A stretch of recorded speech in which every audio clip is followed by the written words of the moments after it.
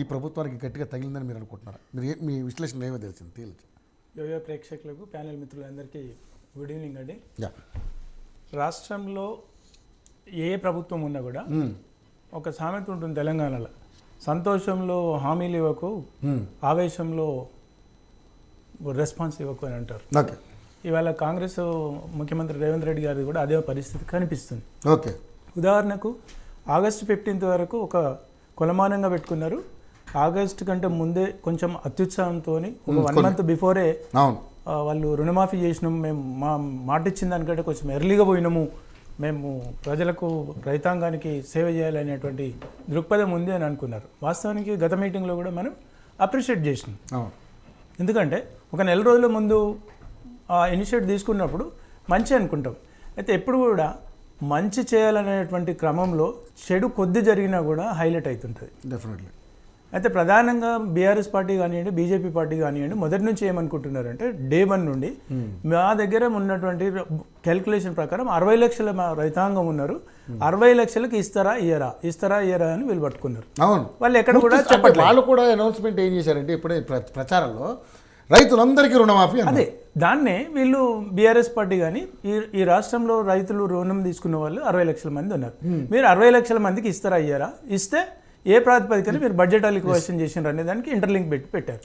సరే, రేవంత్ రెడ్డి గారు రైతుల కోసం ₹1,00,000 ఇనిషియేటివ్ తీసుకున్నారు, నెల రోజుల ముందు తీసుకొని వాళ్ళకు సబ్సిడీ ఇచ్చారు, మాఫీ చేశారు, సంతోషం. కాకపోతే ఇప్పుడు ఈ రైతు రుణమాఫీ అనేది కాంగ్రెస్ పార్టీ ఎట్లా ఉంది అంటే, గతంలో బీఆర్ఎస్ పార్టీ దళిత బంధు ఇచ్చారు, గుర్తుందా? దళిత బంధు మిస్ఫైర్ అయింది వాళ్ళకు. అవును, దళిత బంధు ఇచ్చేసినందుకు బీసీ బంద్ ఏది, ఎస్సీ బంద్ ఏది, ఎస్టీ బంద్ ఏది, రెడ్డి బంద్ ఏది, వైశ్య బంద్ ఏది, ఇవన్నీ అన్ని బంధులు స్టార్ట్ అయినాయి. వాస్తవానికి అక్కడ మిస్ఫైర్ అయింది రైతు బంధు, సారీ దళిత బంధు. అదేవిధంగా ఇవాళ రైతాంగానికి కూడా వాళ్ళు ఇచ్చిన ఎవరు పట్టించుకోరండి. వాస్తవానికి సరే 30,000 కోట్లు 48,000 కోట్లు కమిట్మెంట్ ఇచ్చారు, తగ్గించారు, అది అయిపోయింది. కానీ ఇప్పుడు ప్రతి గ్రామాన ఇచ్చినోడు ఎక్కడ పోయి జెండాలు పడతలేరండి. అంటే వాళ్ళకు సంఘీభావం తెలుపుతలేరు. ఇప్పుడు వీళ్ళు తెలియని వాళ్ళే, రాని వాళ్ళకే. ఎందుకంటే రైతాంగం గ్రామీణ ప్రాంతంలో ఉంటారు కాబట్టి మనకు రాకపోతే అందరికి రాకపోతే పర్వాలేదు, ఇంకా 10 ఏళ్ళకి రాకపోయినా ఎవడు పట్టించుకోడు.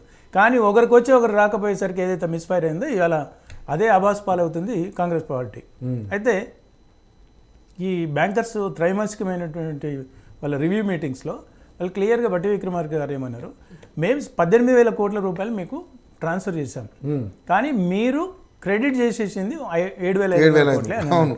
అంటే కాంగ్రెస్ వాళ్ళకి అది అడుగుతున్నారు కానీ అర్థం కావట్లే. అది వాళ్ళు అర్థం అయినా కూడా మాట్లాడరండి, పార్టీ కదా పాపం వాళ్ళది. వాళ్ళు వాళ్ళ బీఆర్ఎస్ మిత్రులు కానీ బీజేపీ కానీ ఎవరు కూడా అర్థం అయినా కూడా అర్థం కానట్టుగానే ఉండాలి మరి. ఎందుకంటే వాళ్ళు లక్షల మంది వీక్షకులు ఉంటారు కాబట్టి దాన్ని పట్టేసుకుంటారు. మళ్ళీ వాళ్ళెందుకు మీరే పట్టుకుంటారు. సో అందుకని చాలా జాగ్రత్తగా మాట్లాడాల్సి వస్తుంది. నాలాంటి వాళ్ళకి ఏం లేదు కదా. అంటే అదొకటి. నెక్స్ట్ ముఖ్యమంత్రి గారు ఇట్లా పైకి లేస్తుంటే ఇట్లా కాలు గుంజబెట్టే అవకాశం కూడా ఉంటుంది. ఎందుకనండి, రాష్ట్రంలో ఇది ఒక అగ్గిలాగా తయారైనటువంటి ఇష్యూ, బర్నింగ్ ఇష్యూ. దానికి వీళ్ళు కొంచెం సైలెంట్గానే ఉండాలి, లేకపోతే ఒక సంయమనంతో, లేకపోతే ఎవరైతే అధికారికంగా పొంగులేటి శ్రీనివాసరెడ్డి గారినో లేకపోతే ఇంకొకరినో అధికారికంగా ప్రకటించినటువంటి ముఖ్యమంత్రి గారు వాళ్ళ స్టేట్మెంట్ ఇవ్వాలి. ఇక్కడ మన అగ్రికల్చరల్ మినిస్టర్ ఒకటి చెప్తారు, బట్టి విక్రమార్క గారు ఒకటి చెప్తారు, నెక్స్ట్ పొంగులేటి శ్రీనివాసరెడ్డి గారు ఒకటి చెప్తారు, ఇవాళ సీఎం రేవంత్ రెడ్డి గారు ఒకటి చెప్తున్నాడు. అంటే ఇప్పుడు ఎక్కడ ఎవరిని బదనాం చేస్తున్నారు? సభా వేదికలపైన ఎవరిని బదనాం చేస్తారు? రేవంత్ రెడ్డి గారిని బదనాం చేస్తున్నట్టే లెక్క. ఆయన 2 లక్షలు మేము పూర్తిగా ఇచ్చినాం అంటుండు, ఇంకా రాలేదు మేము అని వీళ్ళు చెప్తున్నారు. అంటే చెప్పకనే చెప్పి ముఖ్యమంత్రి గారిని కొంచెం కాలు కింద గుంజడానికి ఇది ఒక అవకాశంగా తీసుకున్నట్టే కనిపిస్తుంది నాకు. అంతర్గత పోరాటం అంటారు కదా, అంతర్గత పోరు ఇది చాలా స్పష్టంగా అనిపిస్తుంది నాకు. అయితే గతంలో కూడా ఈ తెలంగాణ రాష్ట్రం ఈ క్యాంపస్ ఏదైతే ఉందో సచివాలయం ప్రాంగణం, అక్కడ ఈ పార్టీ కానీ బీజేపీ కానీ బీఆర్ఎస్ కానీ కాంగ్రెస్ కానీ ఏమంటారండి, జనరల్గా ఈ దేశం అభివృద్ధి చేస్తాం అంటారు. ఈ దేశం అభివృద్ధి చేస్తాం, ఈ ప్రాంతం అభివృద్ధి చేస్తాం, ఈ రాష్ట్రం అభివృద్ధి చేస్తాం అంటారు. అభివృద్ధి అంటే ఏంటి? డబ్బులే కదా అల్టిమేట్గా. డబ్బులతోనే అన్ని ఇన్ఫ్రాస్ట్రక్చర్ అన్నీ జరుగుతాయి. మరి ఈ దేశం ఆర్థికంగా వెనుకబడిన ప్రాంతంలో ఉండి ఎన్నో ఆర్థిక సంస్కరణలు తీసుకొచ్చినటువంటి పివి నరసింహారావు గారు ఆ కాంగ్రెస్ పార్టీకి సంబంధించిన వ్యక్తి. ఆయన ఒక సుదీర్ఘమైనటువంటి అనుభవం ఉన్న వ్యక్తి, ప్రధానమంత్రిగా పనిచేసినటువంటి వ్యక్తి, తెలంగాణ రాష్ట్రానికి సంబంధించినటువంటి వ్యక్తి, ముఖ్యమంత్రిగా చేసినటువంటి వ్యక్తి. గతంలో కూడా ఇప్పుడు పివి నరసింహారావు గారిని కనుక పెట్టేస్తే వీళ్ళకు ఎటువంటి ఇష్యూ ఉండదు. ఎందుకంటే గతంలో బీఆర్ఎస్ కేసీఆర్ గారు కూడా ఆయన వర్ధంతి 100 సంవత్సరాల శతజయంతి ఉత్సవాలు చేశారు. దానికి బీజేపీ పార్టీ వాళ్ళు కూడా సంఘీభావం తెలిపారు. అదేవిధంగా కాంగ్రెస్ వాళ్ళు ఏమి అనలేకపోయారు. అంటే ఇవాళ మన ప్రాంతానికి చెందినటువంటి వ్యక్తి పివి నరసింహారావు గారు కనుక విగ్రహం ఉంటే ఎటువంటి ఇబ్బంది ఉండదు. కానీ ఇప్పుడు పివి నరసింహారావు గారు విగ్రహం పెట్టినారు అనుకోండి, ఇవాళ 5 సంవత్సరాల గ్యారంటీ సీఎం రేవంత్ రెడ్డి గారికి ఇవ్వరు, కాంగ్రెస్ ప్రభుత్వానికి ఉండరు. ఈ మెప్పు కోసం పనిచేస్తుంటారు. ఇది సహజం, అంటే రాజకీయ పార్టీలో ఉన్నటువంటి నేపథ్యం. ఎందుకంటే ప్రతి దానికి సోనియా గాంధీ, రాహుల్ గాంధీ, మేనకా గాంధీ అన్నట్టుగా ఎట్లా అంటారు, అందులో ఇది భాగమే. అదేవిధంగా కేటీఆర్ గారు కూడా కొంచెం తొందరపడ్డాడేమో అనిపిస్తుంది. ఎందుకంటే నిజంగా కూడా బీఆర్ఎస్ పార్టీకి కనుక ఒకవేళ రాజీవ్ గాంధీ ఇంటర్నేషనల్ హైదరాబాద్ ఎయిర్పోర్ట్కు పేరు మార్చాలి అని ఉంటే గతంలో 10 సంవత్సరాలు ఉన్నారు. వాళ్ళు ఒకవేళ మార్చే ఆలోచన కనుకుంటే మార్చేటోళ్ళు కదా. అది ఇప్పుడు ఇదే అంటే ఒక జిద్దు కోసం వచ్చింది కాబట్టి నేను అది పేరు మారుస్తాను అని అంటున్నాడు. కానీ అది అర్థవంతమైంది కాదు. ఒకవేళ వాళ్ళకి నిజంగా కనుక అటువంటి ఆలోచన అనుకుంటే వాళ్ళు ఎప్పుడో మార్చేటోళ్ళు. పక్క రాష్ట్రంలో ఉన్నటువంటి జగన్ గారు ఎన్టీఆర్ యూనివర్సిటీని ఇంకేదో యూనివర్సిటీ పెట్టినారు, వీళ్ళేం మార్చలేదు. ఓకే, వాళ్ళు కూడా అసలు ఆ పేర్లు మార్చే విషయంలో ఎటు పోలేదు. కొత్త వచ్చినాయి. ఆ తెలంగాణ రాష్ట్రానికి సంబంధించినటువంటి వాళ్ళ పేర్లు, వాళ్ళ త్యాగాలకు సంబంధించినటువంటి బ్రిడ్జ్ నేమ్స్ కానీ లేక రకరకాలు పెట్టుకున్నారు. అదేవిధంగా సోదరుడు రాజును యాక్సెప్ట్ చేస్తారు. ఎందుకంటే వాళ్ళు ఎక్కడ కూడా కాంగ్రెస్ పార్టీకి సంబంధించినటువంటి విగ్రహాల మీద ఏనాడు కూడా వాటిని ధ్వంసం చేయలేదు, వాటిని ఎరగొట్టలేదు, వాటిని కమెంటే చేయలేదు. అసలు ఈ ఆలోచనే లేదు. వాళ్ళ సరే కొంతమంది మెప్పు కోసం చేసినటువంటి కార్యక్రమం సరే అది మిస్ఫైర్ అవుతుంది. నెక్స్ట్ ఇది రైతు రుణమాఫీ మిస్ఫైర్ అయింది కాబట్టి, ఫెయిల్యూర్ అయింది కాబట్టి ఇది అటెన్షన్ డైవర్షన్తో చేస్తున్నటువంటి అంటే మాత్రం నేను అంగీకరించను. ఎందుకంటే ఇవాళ విగ్రహం ఆవిష్కరణ జరుగుతుంది 24వ తారీఖు, కానీ ఈ ఫౌండేషన్ అనేది ఎప్పుడో జరిగింది కదా. ఇప్పుడు దీనికోసం ఇవాళ 10 రోజులు అయింది, దానివల్ల ఇది ముందుకు తీసుకొచ్చారు అని అంటే మరి మీలాంటి మీడియా వాళ్ళు ఏది ప్రాధాన్యత ఉంటే అదే ఇవ్వాలి కదా. మీరు రైతుల రుణమాఫీ ఒక బిగ్ ఫైర్ అనుకో, మీరు దానికే ప్రాముఖ్యత ఇవ్వాలి. మరి విగ్రహాలకు ఎందుకు ఇస్తారు? అంటే మీడియా కానీ రాజకీయ నాయకులు కాన్సెప్ట్ పెట్టుకున్నా మనం మొత్తం మాట్లాడుకున్నంత రైతు రుణమాఫీ మీద మాట్లాడాలి. అదే అంటున్నాను. అంటే ఏదో ఒక చర్చ జరుగుతుంటుంది. రాష్ట్రంలో ముఖ్యమంత్రి గారు కానివ్వండి, లేకపోతే కేసీఆర్ గారు ఎవరున్నా కూడా బీజేపీ పార్టీ రేపు అధికారంలోకి వచ్చినా అన్ని రకరకాలైనటువంటి సమస్యలు ఉంటాయి రాష్ట్రంలో అన్నప్పుడు. ఓన్లీ విగ్రహాలు ఉంటే ఇక వేరేది మాట్లాడొద్దు, లేకపోతే రైతు రుణమాఫీ ఇష్యూ ఉంటే ఇంకా వేరేది మాట్లాడొద్దు అనేది కాదు కదా. ఇవన్నీ సమాంతరంగా మల్టీ డైమెన్షన్స్లో జరుగుతూనే ఉంటాయి. నేను కూడా ఏమో చెప్తానంటే ఈ తెలంగాణ రాష్ట్రం కోసం పనిచేసినటువంటి వ్యక్తి, ఈ తెలంగాణ ప్రాంతం శ్వాస, గాలి, నీరు తాగి బతికి దేశ రాజకీయాల్లో ఒక ఆ పార్టీకి చెందినటువంటి వ్యక్తులు కాబట్టి పివి నరసింహారావు గారిది ఉంటే బాగుండేది అని అనుకుంటారు. ఇప్పుడు ఇక వాళ్ళు జిద్దు కోసం వాళ్ళు ఇప్పుడు మార్చే పరిస్థితి ఏం లేదు. నెక్స్ట్ తెలంగాణ తల్లి విగ్రహం పెడితే బాగుంటుంది, మేము పెడతాం అని అంటున్నారు కదా. వీళ్ళు కూడా చేసిన తప్పే అది. ఎందుకంటే ఎన్నో మీరు దర్గాల కోసం ప్లాన్ చేసుకున్నారు, గుడి కోసం ప్లాన్ చేశారు, ఒక బ్రహ్మాండమైనటువంటి బిల్డింగ్ కట్టారు. మరి ఆ ఒక్కటి ఎందుకు వదిలేశారు? ఇవాళ కొండా లక్ష్మణ్ బాపూజీ గారు సచివాలయం ఓపెనింగ్ కంటే ముందే చచ్చిపోయింది కదా. మరి ఆ రోజు తెలంగాణ రాష్ట్రం కోసం పోరాడినటువంటి వ్యక్తి, ఆయన ఒక కొత్త పార్టీ పెట్టినటువంటి వ్యక్తి, మరి ఆయనను పెట్టలేదు. కేసీఆర్ గారి దగ్గర కూడా కొంత ఏముంటుందంటే ఆయన వైఖరి ఎప్పుడు ఎటువంటి అవకాశాన్ని అప్పుడు ఆ టైంకు తీసుకురావాలి, లేకపోతే ఈ క్రెడిట్ అంతా మళ్ళీ ఏమన్నా గుర్తుపడితే మళ్ళీ కష్టం, ఆయన కూడా కొన్ని డైజెస్ట్ చేసుకోడు. సో ఇప్పుడు వాళ్ళు ఈ గ్యాప్ను కాంగ్రెస్ వాళ్ళు యూటిలైజ్ చేసుకున్నారు. ఒకేలా లక్ష్మణ్ బాపూజీ గారిదో లేకపోతే తెలంగాణ తల్లి విగ్రహం అప్పుడే కనుక పెట్టేస్తే ఇవాళ ఈ సమస్య రాకపోయేది.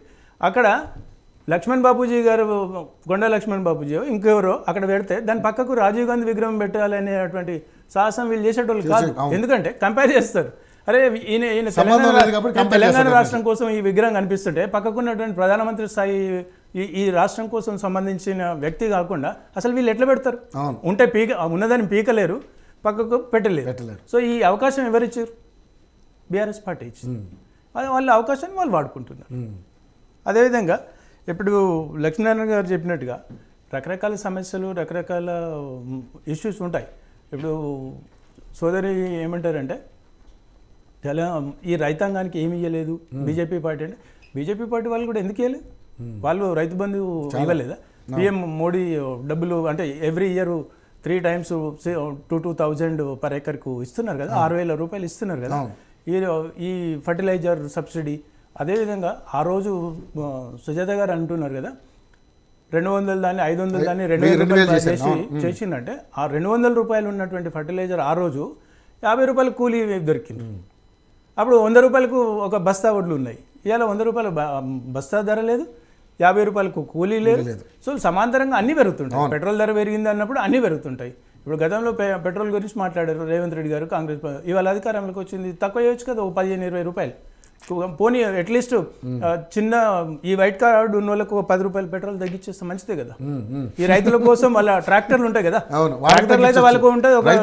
ఏదైతే రైతులకు సబ్సిడీ కింద రైతులకు ట్రాక్టర్లు ఇచ్చారో ఆ ట్రాక్టర్లు డీజిల్ వాళ్ళకి తక్కువ చేస్తే మంచిదే కదా. అదైతే కార్డు ఉంటుంది కదా, ఏ స్కీమ్లో కొన్నారు ఏంటి అనేది. ఇవన్నీ వస్తుంటాయి పోతుంటాయి. వీళ్ళు ఆచరణ సాధ్యంగా అనేటువంటి హామీలు ఇస్తుంటారు అన్ని పార్టీలు. ఓకే, ఇవాళ ఏదో ఒక సమస్య మాట్లాడాలి కాబట్టి వాళ్ళకి ఒక అవకాశం దొరికింది. సోదరుడికి ఫస్ట్ సెషన్లో మీరు బయట తుఫాన్ లాగా మాట్లాడాడు మా రాజు, 20 నిమిషాలు అనర్గలంగా. ఎందుకంటే వాళ్ళ ఇప్పుడు సమస్యలన్నీ పరిష్కారం రావాలి, ఇవన్నీ హామీలు ఫెయిల్ అయినాయి అనేటువంటి ఉద్దేశం. అదేవిధంగా